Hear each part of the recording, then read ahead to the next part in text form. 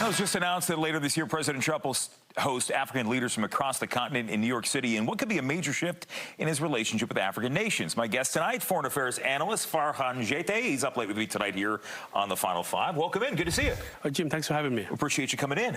Sure. Let's talk about this, because I think what's interesting is, out of the gate, President Trump is by hosting this, is doing something he didn't do in his first term, which is hold one of these summits and really extend an olive branch or a hand across to African nations. How significant is this? This is really big for the continent.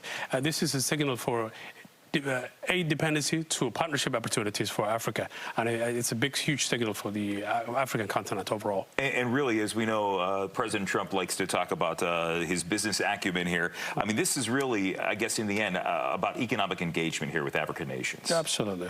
China is always been one of those economic colonization. It's a new thing for the past 15, 20 years, but I think it's about time that America came to the table and shift the focus on in terms of economic in African continent. Well, there's always been a pretty big Chinese. China's always had a growing influence, it seems, more so than the U.S. has had in China. Yes. Well, with the Trump's administration, they prioritize the country instead of aid dependency, and I think this is, especially the majority of Africans are kind of young generation, on average, and it trends with them. It makes perfect sense for them to align themselves with their interest in America. I think so far, early on in this second Trump administration, when it comes to African nations and the relationship, a lot of people are pointing back to, I mean, a week or so ago when you had South Africa's president in the Oval Office, and it was a bit contentious there between the president and President Ramaphosa. But putting that aside, is this about rebuilding trust? Is there a trust gap between the United States and African nations? Not necessarily a trust gap, but I think it's rejuvenating the energy, the American brand. It's like, for instance, I'm from Somalia, and mostly we utilize the dollar. Everything that we have is based on our American system. And using that, I mean, you've lived in the United States for about 20 years now, but when you look at the dynamic and what people in the U.S. Think about African nations, including your home country of Somalia, what don't we know about what the Somali people have contributed to the world? There isn't much that I think that Somalia have not contributed, but I think there's a potential for Somalia. For instance, I lived in America for the past 30 years or so. America has contributed to Somalia over $10 billion.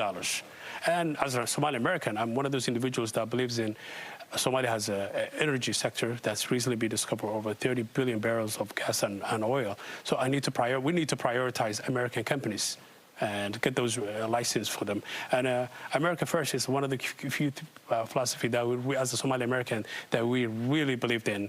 We need to prioritize American influence, American companies, and American products in Somalia. Do you think right now that there's an interest in U.S. companies to get into those markets, or is this a matter of showing them what's available and what they can possibly accomplish? Do they have to see that before they make those investments? I think this summit will be a huge opportunity for Somalia to take advantage, not only Somalia, but also African continent overall. President Biden had a U.S. Africa summit of his own. I mean, this is not something that happens on a regular basis, but he did have one. Going from the previous administration to this one, I mean, what do you see? What are the main differences that you see? President Biden's administration, everything was aid dependency, was dictated towards to U.S. aid. But this is more of a nation-to-nation relationship kind of thing.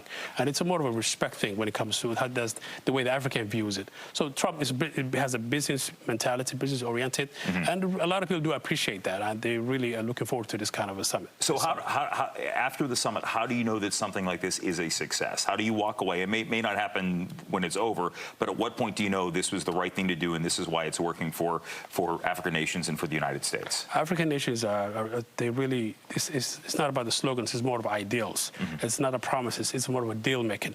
And those are the kind of opportunities that a lot of nations are looking forward to within this summit. I just wanted to point out one thing that I learned about you before you came in tonight is that you run the only Somali language television network in the United States, and I think that's really what's the most important thing about offering something like that stateside?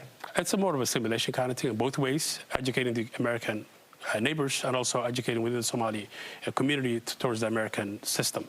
So it's a bridge in between. Well, I appreciate it. Great meeting. Of course, Farxaan. likewise. Thanks for having me tonight. Thank you. We appreciate it. Yep. The Final Five is back right for this.